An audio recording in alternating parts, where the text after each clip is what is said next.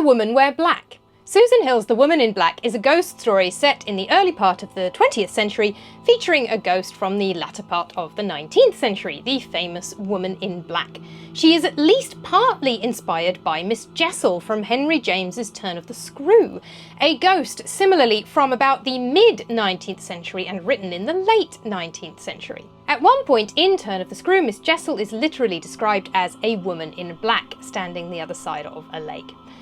Both women are wearing black because they are in mourning dress. In Victorian culture in Britain and America, where Henry James was originally from, black signified mourning, and mourning dress and mourning rituals had become increasingly elaborate through the second half of the 19th century. Add that to a history of associating ghosts with the colour black in various ways and for various reasons, and you get some pretty iconic imagery. In this video, I'm going to do a deep dive into these two women in black. Why are they wearing black? Are they doing it in a socially appropriate way?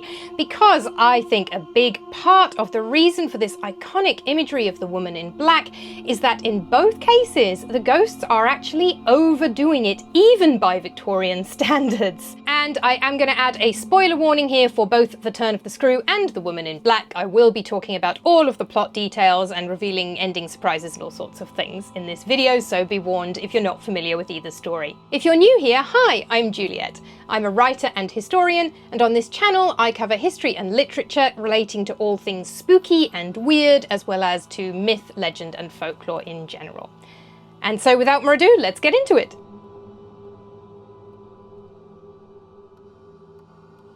The colour black has long been associated with ghosts, but in earlier myth, legend and folklore it was more to do with the actual skin colour of the ghost, not in terms of race or ethnicity, not in terms of having black skin or being people of colour, as in literally black skin, like charcoal.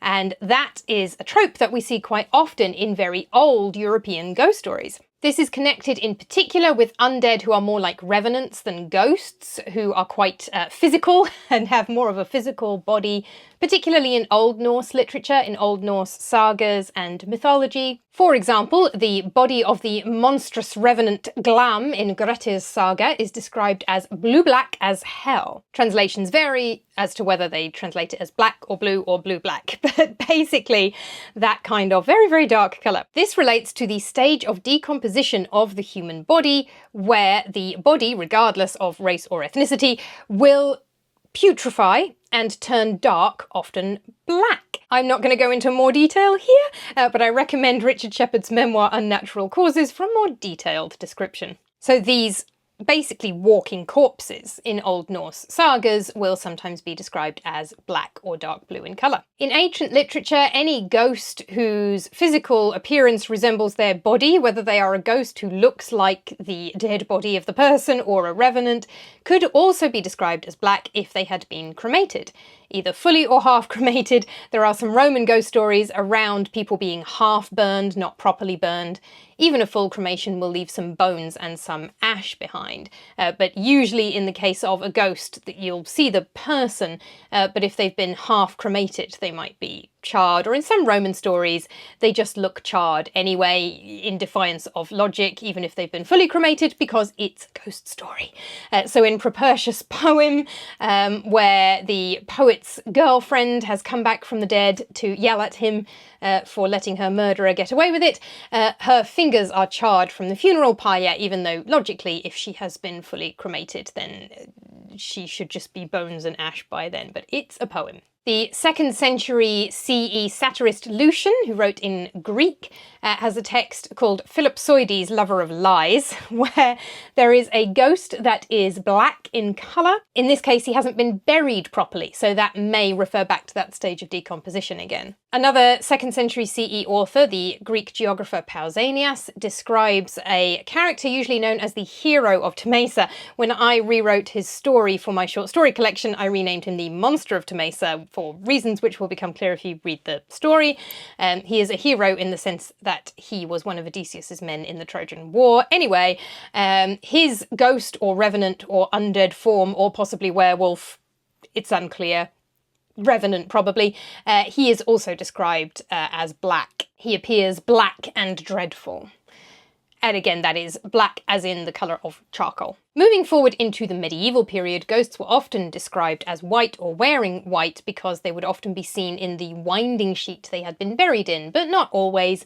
Ghosts were generally associated with the colours white, black and red throughout the medieval and early modern or colonial periods. For example, in one story told by Caesarius of Heisterbach, a ghost who was asking a living person to help them get out of purgatory appeared first dressed in black, then half black, then half white. Now, I got this from Jean-Claude Schmitt's Ghosts in the Middle Ages. He did not explain how the ghost was dressed half in black and then half in white and what the difference was. Maybe it was half black and half grey and then half white and half grey. It's not really very clear. Anyway, at the end of the story, the ghost appears fully dressed in white to show that they have been saved.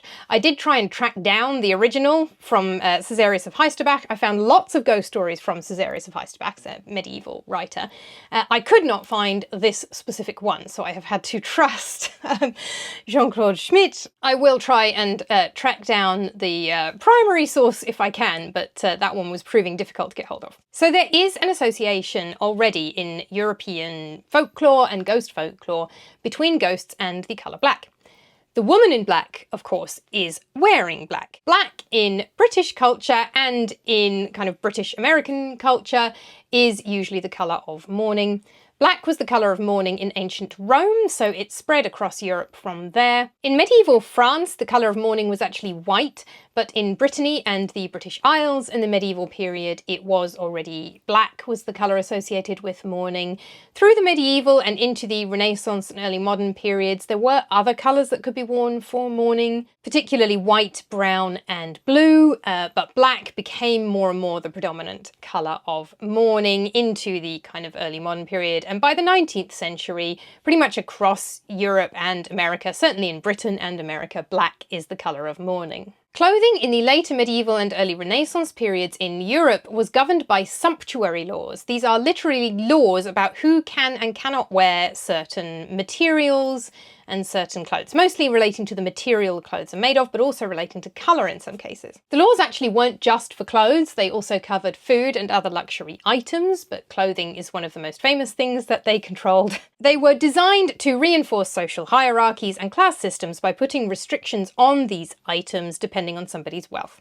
For example, in England, a law of 1554 stipulated that you could not wear silk unless you earned at least £20 a year. Sumptuary laws declined after the end of the 16th century, but the sumptuary laws related to mourning lasted the longest.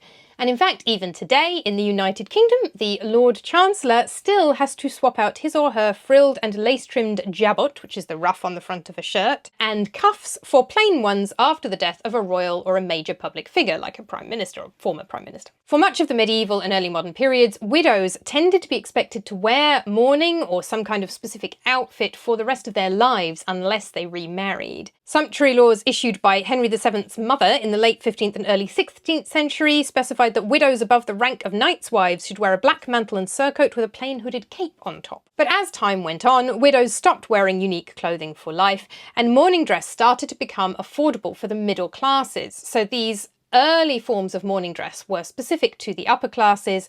If you were working class and middle class, you would pretty much just have clothes. You might wear something black for mourning, a shawl or a scarf. In later years, anybody who could not afford full mourning or it was not appropriate to wear full mourning might wear a black armband. So you might wear something black, but the more specific mourning clothes and outfits were really for the upper classes who could afford them. But as time went on, the middle classes started to be able to afford more and more clothing that's more similar to the upper classes. So the mourning customs relating to clothing start to trickle downwards to the middle class. By the early 19th century in England, mourning dress and fashion had already started to be combined.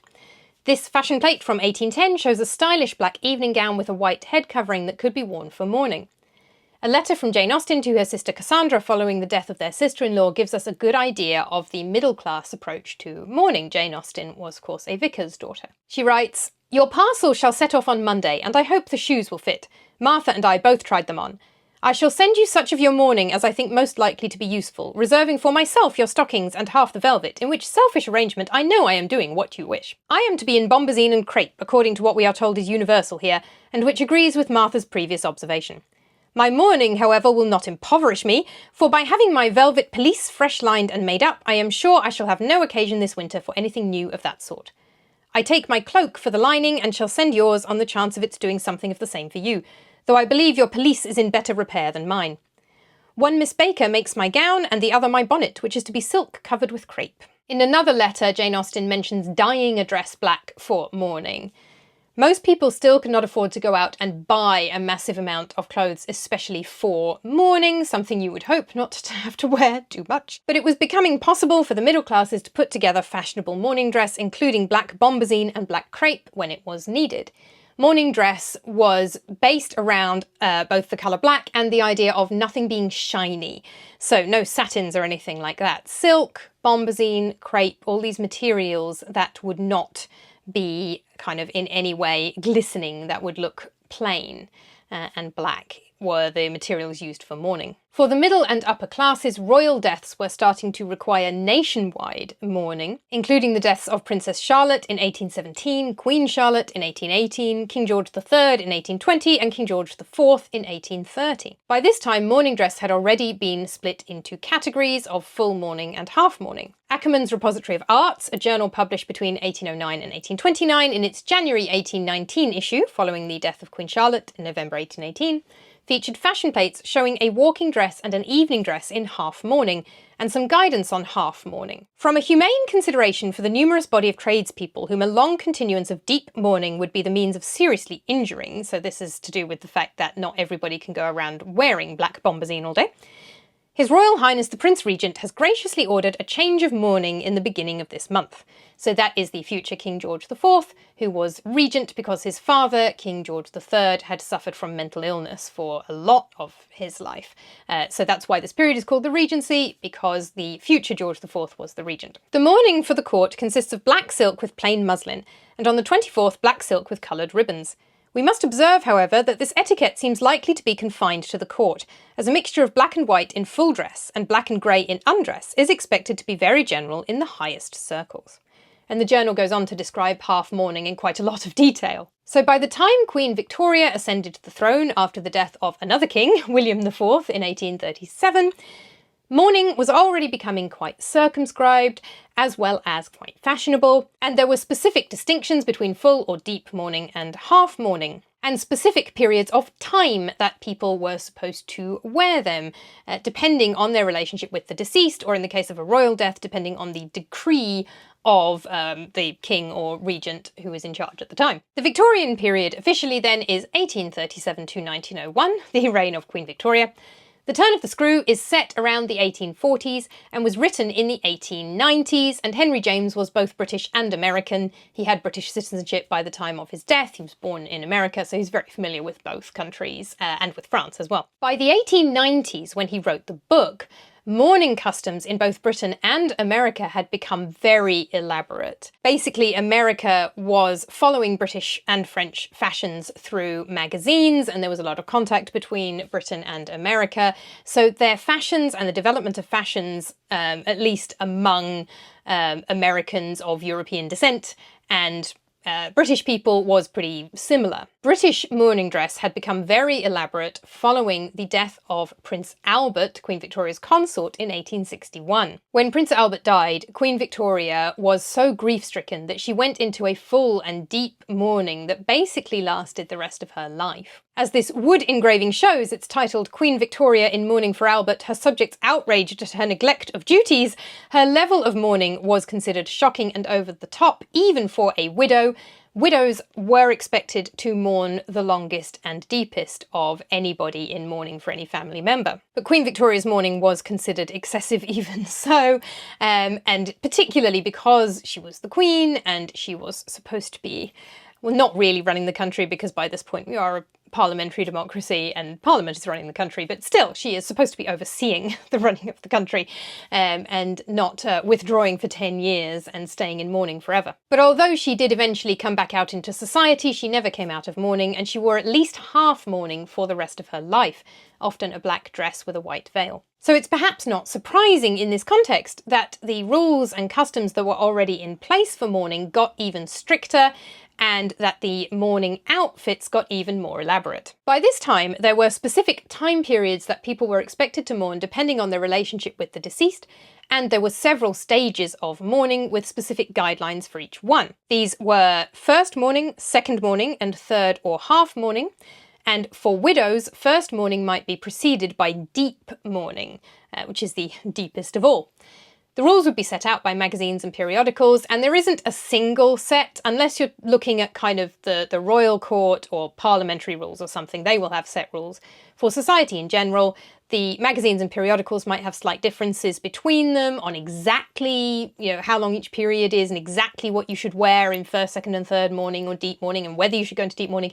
There'll be slight variations between the various different sources, but they are kind of broadly similar across the sources. For example, in 1881, the British periodical Sylvia's Home Journal provided a complete list of clothing for a widow in first mourning, which she was required to wear for a year and a day. So some would suggest deep mourning then first mourning for a widow. In this case, it's just first mourning, but either way, it lasts for about a year. Sylvia's Home Journal suggests 1 best dress of Parramatta covered entirely with crepe, 1 dress, either a costume of cypress crepe or an old black dress covered with rainproof crepe, 1 Parramatta mantle lined with silk and deeply trimmed with crepe, 1 black stuff petticoat, 4 pairs of black hose, either silk, cashmere or spun silk, 12 handkerchiefs with black borders for ordinary use in cambric, no ornaments except jet for the first year. Jet is a black stone that can be found in the UK, and it was regularly used for mourning jewellery, for jewellery women would own specifically to wear when they were in mourning. 1 bonnet of rainproof crepe with crepe veil, 12 of finer cambric for better occasions, 12 collars and cuffs of muslin or lawn with deep hems. Several sets must be provided, say 6 of each kind. Caps either of lease, tulle or tarlatan, shape depending much upon age. Young widows wear chiefly the Mary Stuart shape, but all widows' caps have long streamers. A good plan to buy extra streamers and a bow. Summer parasol of silk, deeply trimmed with crepe, almost covered with it, but no lace or fringe for the first year. Afterwards mourning fringe might be put on. Muff of Parramatta and trimmed with crepe. 1 bonnet of best silk crepe with long veil. Furs are not admissible in a widow's first mourning, though very dark sealskin and astrakhan can be worn when the dress is changed. So in second mourning, white elements like collars or cuffs or a shawl might be added, and if you're following stricter guidelines that didn't allow any jewellery in first mourning, which is the case with some of them, you can then introduce the jet jewellery in second mourning. A lot of jet in the UK actually comes from Whitby, which is where Dracula's boat lands in Dracula, which is a whole other topic for another day, but I suspect not entirely a coincidence. In third mourning or half mourning, women could start to wear grey or white as well as black, and they would wear purple or lavender towards the end of the mourning period. As I mentioned, how long each phase of mourning lasted depended on your relationship with the deceased who is being mourned. Widows were expected to mourn the longest, from 18 months to 2 years, and they could not go into society for 3 months after the death of their husband. Frederick warns Manners and Rules of Good Society, or Solecisms to be Avoided by a Member of the Aristocracy, published in London in 1888, makes the following notes about widows' mourning. The longest period for a widow's mourning is 2 years. The shorter period is 18 months. Formerly, crepe was worn for 1 year and 9 months. For the first 12 months, the dress was entirely covered with crepe.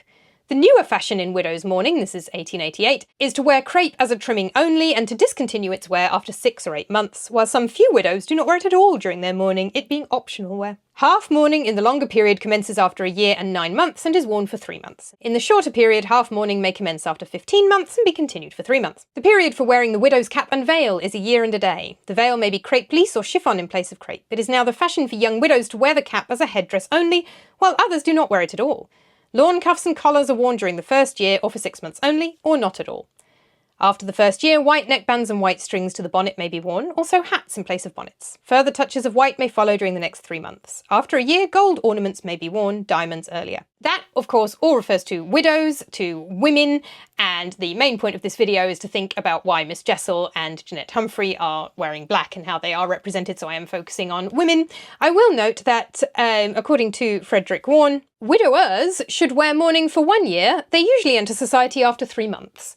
So widowers do not have to go into mourning for as long as widows. Now, of course, neither Miss Jessel from Turn of the Screw nor Jeanette Humphrey from The Women in Black are widows. In fact, they are both outcasts to a greater or lesser degree because they have entered into romantic and or sexual relationships with men they are not married to. And in both cases, that is tied to their mourning and to their death and haunting, because Miss Jessel has died as a result of her romantic relationship with Peter Quint, to whom she is not married, and Jeanette Humphrey has died from grief at the loss of her son, who had been adopted by her sister because he was born out of wedlock. He was born outside of marriage. So although both wear what looks at first sight like widow's weeds, like the mourning of a widow, in fact, the fact that neither is a widow officially is kind of the point of their stories. There's an irony to their outfits. There's an irony to the fact they look like a typical 19th century widow, but they are not widows, and the fact that they are not widows and that they were not married is what has led to the tragedy, or at least in part, particularly in the case of Jeanette Humphrey, the Woman in Black. Miss Jessel is, of course, the earlier of the two, both written earlier and set earlier. The story is set back in the 1840s, before some of these rules were quite so strict or some of the mourning was quite so elaborate, but of course written in the 1890s, with the influence of all of that behind it. Now, Miss Jessel might be wearing black because she is a governess. This was often the only work available to respectable upper middle class or kind of lower aristocracy, upper class women. They could not go and do some of the jobs that other women might do, like working in factories or in shops, wardens in female prisons, that was another job, and of course the oldest profession as well. None of these are an option for a respectable upper class or upper middle class lady.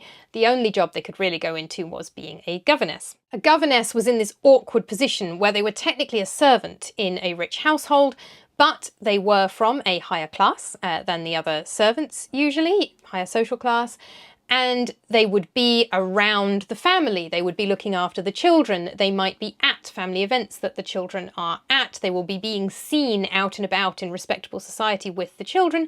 So they have to be respectable and they have to look respectable. Their clothing was expected to blend in with the clothing of the upper classes. Their clothing would also likely be slightly simpler because they had to buy their own clothes. Maids did as well, but they would be told to buy the uniform until the point later on in the century where the owners started buying the uniform. Servants were increasingly wearing black dresses with white aprons as their uniform, so it's not impossible that a governess would wear a black dress, and there are paintings of governesses from this period where they do appear to be wearing black or something very, very dark. Other working women, like prison wardens, also wore black dresses. But if a governess was not in mourning, she would more likely be wearing clothing more similar to her employers so that she wouldn't stand out. Richard Redgrave's 1844 painting The Governess shows a governess wearing black who is definitely in mourning. She is holding a letter with a black border on it. This is what people would do when they were sending a letter to let someone know that someone had died. So she is definitely wearing black because she's in mourning. She has a white element on there. That might be because whoever has died is not a close enough relative for full first mourning, or it might be to do with her job as a governess. She also isn't in any hugely elaborate veils, partly because it's the 1840s and we're not into that really elaborate mourning dress period yet, and also because she is at work, so she has to wear something appropriate to her job, even when in mourning. Henry James never specifies why Miss Jessel's ghost is wearing black. She's simply described as a woman in black. So she could be wearing black because that is her dress that she wears to do her job as a governess, but the implication is that she is in mourning. That would be the most likely reason to be wearing black, and that she is in mourning for Peter Quint, who dies before her. Throughout the book, the unnamed governess who has replaced her and who is telling the story is incredibly judgmental about the relationship between Miss Jessel and Peter Quint. The tone and the way that the narrator talks about them is incredibly disapproving, primarily of the fact they are from different classes. Peter Quint is working class, and Miss Jessel is going to be upper middle or upper class because she's a governess. So the class difference between them is a source of just huge snobbery, and the narrator absolutely fundamentally disapproves of their relationship on that basis. Also, of course, because they are not married. Miss Jessel is definitely Miss Jessel, so she should not be overtly, overtly romantically involved with a man she's not married to. There would be courting rituals, of course, in this period, but the implication is that their relationship was inappropriate. Now, the novel doesn't actually include the implications of abuse or violence or toxicity that are often kind of put on this relationship by the screen versions, where they'll often show that this is a really unhealthy relationship using flashbacks. And the novel doesn't do that. It's all about the disapproval of the class difference and the fact they're not married, particularly the class difference. If Miss Jessel is wearing black in mourning for Peter Quint, that is in fact not socially appropriate by the rules of Victorian mourning, because the rules for mourning dress were for family members only. You would have to mourn members of your husband's family, if you are a woman, as if they were members of your family, but you would not mourn people you are not related to. Warren says that it is a mistake to suppose that friends will offer to attend a funeral, even if they are aware of the date fixed, as they are naturally in doubt as to whether the mourners are to include the members of the family only, or whether friends are to be included also. So friends do not have any level of mourning set for them or any period of mourning.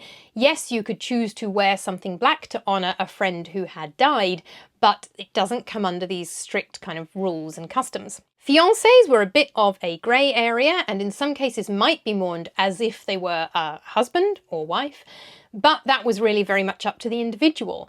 That was not set in any of the rules either. And anyway, there's no indication in the story that Quint and Jessel were engaged. It's not impossible, but it's not stated anywhere. Miss Jessel's mourning that she's wearing is a reminder of her inappropriate relationship with Quint, and of the fact that these people, these ghosts, are potentially a danger to the children. They're a bad influence. They're bad characters.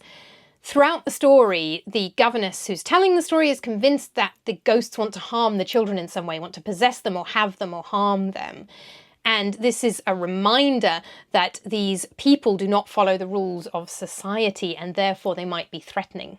Jennet Humphrey, the woman in black, does not follow the rules of society either. She comes from slightly later in the 19th century, from the period when these really elaborate mourning rituals are in place. Now, I'm being a bit more vague. I spent 10 minutes of my video on the woman in black talking about exactly when the story is set and when the ghost is from, because each version tends to be slightly different, and it's a little bit vague and it's a little bit unclear in the story, and I spent ages talking about it. So here's the link to that video if you want to go and check that one out. But the TLDR is that the ghost of Jennet is from the later part of the 19th century, from some point before 1900, or at the most the very early 1900s, or kind of the 1880s, 1890s. So she is from the period of elaborate mourning rituals, and she is definitely mourning for a family member because she is in mourning for her son. But her son was illegitimate and was then adopted by her sister Alice Drablow. So in theory, by strict Victorian rules, Jennet shouldn't actually be in mourning, because at the time of his death, Nathaniel was legally and socially and recognised by the world as Alice Drablow's son, not Jennet's. Even if we assume that she should mourn him as her son because he is her biological son regardless of adoption, she's also not doing it properly because she carries on for far too long, much like, of course, Queen Victoria. The book implies that she dies some years after Nathaniel, having wasted away from grief, and she is still in her mourning black, presumably at the point of her death, because her face is all wasted away from the disease. So presumably this is the clothing that she was wearing habitually around the time she died, because her body looks like from around the time she died. The mourning period for parents was shorter than for widows. According to Manners and Rules of Good Society, the mourning for a parent, son or daughter was 12 months, 10 months black, 2 months half mourning, or 8 months black and 4 months half mourning. The black may be relieved with touches of white after 3 months. Crepe is optional, many prefer not to wear it at all, others as a trimming.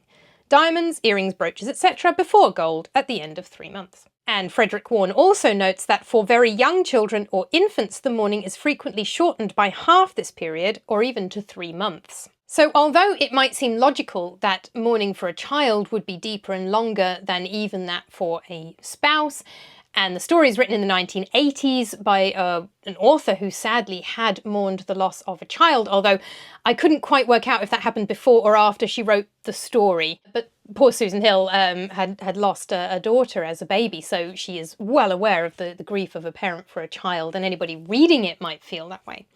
But to a Victorian, the loss of a husband for a wife is what requires the deepest mourning. And mourning a child, it's partly to do with practicalities. There are higher rates of childhood and infant mortality. So you want to avoid people being in mourning all the time if they are very unfortunate. You might think that a lot of death would lead to more mourning, but actually it tends to be the other way around. These Victorian mourning customs were actually brought to an end by the First World War. Although they didn't entirely disappear after that, they sort of petered out a bit more slowly.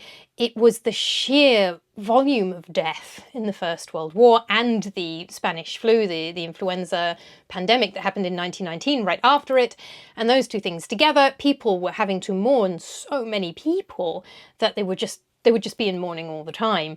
And at that point, that's where people tend to then step back and cut back on it a bit. So that's probably part of the reason that the period of mourning for a child is less than that for a spouse, because you would potentially have to do it more often. It's also basic sexism. Victorian wives were expected to be an angel in the household, and their whole lives were to revolve around their husband and their children. The children will, of course, eventually grow up and leave home, but your life will revolve around your husband up to the point of his death. Or yours, but often his. So that's the other reason that the period of mourning is the longest and deepest for widows. So Jennet has died several years after her son, who had been adopted by somebody else.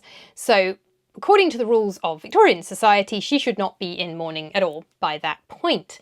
But the way Arthur describes her when he first sees her is she was dressed in deepest black in the style of full mourning that had rather gone out of fashion, except, I imagined, in court circles on the most formal of occasions.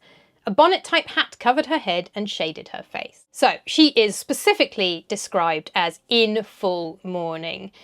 It is the mourning that would be most appropriate for a widow and in the immediate aftermath of a death. Maybe for a mother in the immediate aftermath of the death of a child, but not several years later. Of course, as readers in the 1980s and onwards, we might look at that and fully think that's entirely appropriate, because the loss of a child is just one of the most awful things that could ever happen. So however you want to deal with it is how you want to deal with it. But Victorian society, the time the novel is set, or the time the ghost would be coming from, would probably be more judgmental. So both Miss Jessel and Jennet Humphrey wear black because they are in mourning. Black is a colour traditionally associated with ghosts anyway, and then the fact that they are in mourning relates to their stories, relates to how they died, why they became ghosts, and also to the threat they pose to the narrator of each story, who is a first-person narrator witnessing their ghosts in both cases. It connects them with death and grief, and both of them are mourning inappropriately and excessively by the rules of Victorian society. Miss Jessel should not be formally mourning Quint at all. Now again, a modern reader might say, if your romantic partner has died, of course you would go into mourning. But they are not married, they are of different classes, their relationship is inappropriate anyway, and the novel is incredibly judgmental of them as a whole. So Miss Jessel should not be in mourning for Peter Quint. Their relationship is not appropriate, and she shouldn't be doing that. Jennet probably should not be publicly mourning Nathaniel, even if we understand why she privately wants to, and even if she did, she has continued far beyond the acceptable bounds of Victorian mourning rules for a mother mourning a son. In both cases, this excessive mourning has actually caused the ghost's death, by suicide in Miss Jessel's case and by wasting away in the case of Jennet Humphrey. And it's also part of the threat they pose to the narrator. The governess in Turn of the Screw is convinced that Quint and Jessel want the children for some nefarious reason, And Jennet kills other people's children because she cannot cope with her grief at the death of her own child, and she is angry and feels that no one should have their child if she can't have hers. In both cases, the woman's excessive grief is what has led to her own death and then poses a threat to the protagonist and any children that they are trying to look after. And in both cases, the mourning clothes that they're wearing are an outward symbol of the fact that their grief has gone beyond normal levels. It is not socially sanctioned. It has gone beyond what you might expect and into a territory that is unusual and dangerous. Thank you so much for watching. I hope you enjoyed the video. If you would like to support my channel, please consider buying one of my books, or both. Creepy Classics, Ghost Stories from Ancient Rome and from Ancient Greece. These are collections of short stories. They are available on Kobo, Amazon, Barnes & Noble, Apple, Fable, a whole bunch of places. You can get them in paperback from Barnes & Noble or Amazon. These are ancient ghost stories retold in a modern format, and they have author's notes at the back telling you all about the sources I used for them. Even if that's not your thing, do give the video a like and subscribe to the channel for history and literature relating to the weird and the spooky and to myth, legend and folklore. And until next time, bye! Hello. Hello, good boy. Oh my god. Oh my god. Oh my god.